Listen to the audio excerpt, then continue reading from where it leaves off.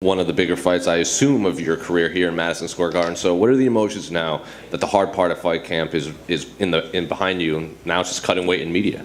It's a relief. I'm excited to fight, definitely eager to fight. I mean, this is my dream. Like, I prayed to fight here. I prayed for the day that I'd be able to fight at MSG. Like, that's the epicenter. New York's the epicenter of the world, and I had been to the fights here. I was at Garbrandt Dillashaw, and man, the place is electric. It gets crazy, and I've always dreamed of fighting here.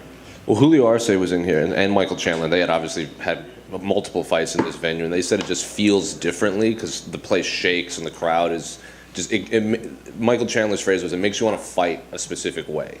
So have you mentally prepared at all for just how loud and just chaotic it will be in there when you fight? So I try to visualize it, but I mean I don't think you can ever really prepare. You can try, but yeah. So yeah, man. So Garbrandt dropped TJ at the end of the first, and then everyone was chanting. It was just insane. And then TJ came out and dropped, and that place went crazy.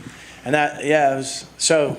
I just can't explain it, man. The place was so electric. The arena was so crazy. So that's what I want. You know what I mean? That's really, I want those moments. That's why I got into fighting. And you're obviously following Wellington Turman here. When that name came across, were you excited about that matchup, or was it just I want to fight at MSG, I'll fight whoever? As long as MSG, that's what I wanted. I asked for that, and I sacrificed a lot. I've really wanted to be on this card. Then we've always heard between wrestlers and jiu-jitsu practitioners, there's some sort of unspoken rivalry between two grappling bases. How accurate is that between wrestling and jiu-jitsu players? For the contest to see who the best grapplers are, yeah. I mean, I think the wrestlers usually win that. It's pretty fair to say. And then in your last fight, you made it a point of pride at the end when you finished Nick. I finished him on the ground, where he said I out-grappled him. Is that still the game plan against Wellington, who does have a high level he is a black belt? Do you want to test yourself? Yeah, I just want to keep making the same argument. I'm the best grappler in this division, and I'm going to go out and continuously prove it. I showed it with Maximov. I showed it with the Anders grappling match. I'm just going to continue to go out and show it. And another Brazilian black belt is another notch on my belt. And unrelated to this fight, I've been asking everyone in media today this might be Frankie Edgar's last fight in his MMA career. So were you a fan of his coming up? Did you have any favorite memories of Frankie? I mean, come on. How could you not be a fan of Frankie Edgar? It's crazy, just seeing him, he was the champ at 55, and now he's at 35. It's just crazy. But, yeah, I went up to Catone's to spar a little bit for this camp. So, I had ran into him, and I'm a big fan. So, yeah. And finally, do you have a prediction for the main event? How you see that playing out? I think Adesanya can pull it off. Andre, over here in the middle. You've won 3 fights in a row. 3 fights in the UFC. You got all wins by stoppage. How far do you think to a ranked opponent? If not next, the one after. Yeah, I would say we're a fight or 2 away. Yeah. Talk to me about your team for a second. Renzo Gracie Philly, Daniel Gracie Philly.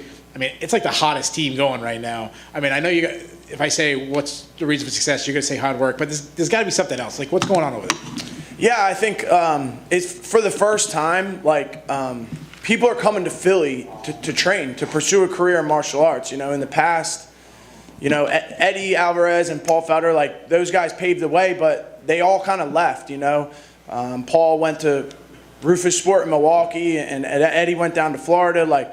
These guys had to leave their families and go relocate. But for the first time, we're seeing guys are oh, I don't have to leave my family. I can stay in Philly and then be with my family and train and get the work that's needed. So I'm honored to be a part of that first wave of Philly fighters that are staying and being no, this is my home. I'm not going nowhere. I'm going to build here. I'm going to build a legacy here in my town where there's so much history of good fighters.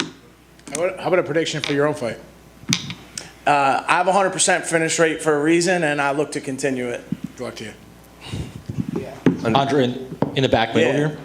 Including grappling, mixing up grappling and MMA. Your last 5 fights, including this one, was MMA, grappling, MMA. grappling back to MMA now. Do you have to change your whole training regimen to flip between two different sports here, or do you kind of just keep it consistent? Yeah, I mean, grappling's a little bit more lackadaisical, I guess. You know, I'm not like killing myself to get ready for a grappling match. It's fun, you know. I get to focus on working on new things and just getting better and enjoying the process. Whereas a fight is like, you know, we're going there to fight. I'm going there to kill someone. So it's a little bit of a different mindset, but it's competition. Thank you.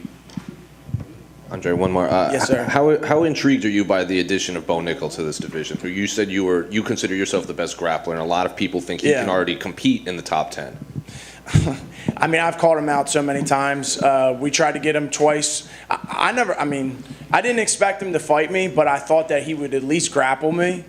And I have a lot more experience in martial arts than he does. So, but you know, if he's going to sit there and say, "Oh, I'm the best," there's no one has 10% of my like. All right, then show it. Like, grapple me then. Like, so I continue to call him out, and he just continues to say no. So, at this point, it is what it is. You know.